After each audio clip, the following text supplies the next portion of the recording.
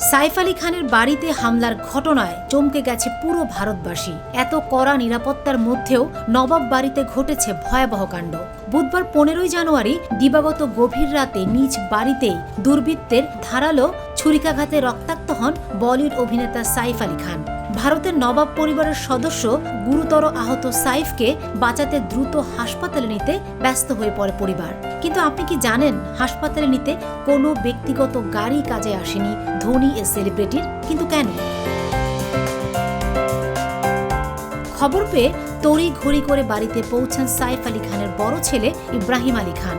ভারতীয় সংবাদ মাধ্যম এনডিটিভির প্রতিবেদন থেকে জানা যায়, 56 বছর বয়সী সাইফকে দ্রুত হাসপাতালে নিতে 23 বছর বয়সী ছেলে ইব্রাহিম বাড়ির গ্যারেজে কোনো ব্যক্তিগত গাড়ি না পেয়ে দ্রুত হাসপাতালে পৌঁছাতে বাড়ির বাইরে বের হন অটো রিকশা ডাকতে। এরপর রাত 3টা নাগাদ অটো রিকশায় করে বাবাকে নিয়ে হাসপাতালে পৌঁছান। ছেলের হাত ধরে সিংহের মতোই হাসপাতালে পৌঁছান রক্তাক্ত সাইফ। সাইফের মুম্বাইয়ের বান্দ্রার বাড়ি থেকে লীলাবতী হাসপাতালের দূরত্ব 2 কিলোমিটার। একাধিক দুর্বৃত্ত হামলা চালিয়েছিল সাইফের উপর। ছুরি দিয়ে ক্ষত বিক্ষত করা হয়েছে তার শরীর। মোট 6টি জখম হয়। তবে অস্ত্রোপচারের পর এখন অভিনেতা শঙ্কামুক্ত।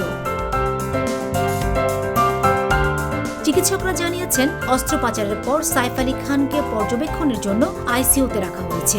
শুক্রবার সকালে শারীরিক অবস্থা পর্যবেক্ষণ করে তার বিষয়ে পরবর্তী সিদ্ধান্ত নেওয়া হবে।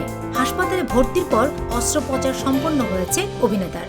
শরীর থেকে ছুরির অংশ বের করেছেন চিকিৎসকরা। সাইফের স্নায়ুর অস্ত্রোপচারও সফলভাবে শেষ হয়েছে। পাশাপাশি অভিনেতার কসমেটিক সার্জারিও সম্পন্ন হয়েছে।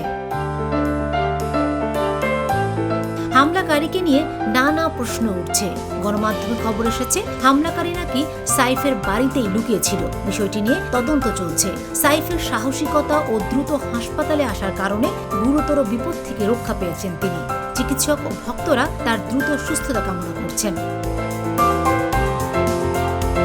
Fatema Shilu, GTV news.